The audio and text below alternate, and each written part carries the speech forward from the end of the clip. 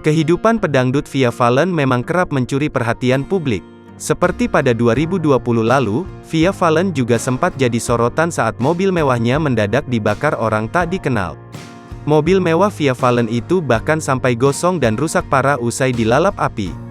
Mobil mewah Via Valen itu dibakar orang tak dikenal pada Selasa, tanggal 30 Juni tahun 2020, dini hari. Kala itu, Via pun sempat mengabarkan kejadian nahas itu di Instagram Story miliknya.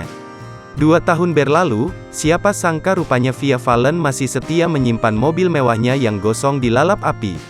Lewat akun Instagramnya @viavalen pada Sabtu, tanggal 25 Juni tahun 2022, Via menunjukkan sebuah video. Siapa sangka, video itu memperlihatkan potret bangkai mobil mewahnya yang dibakar orang 2 tahun lalu.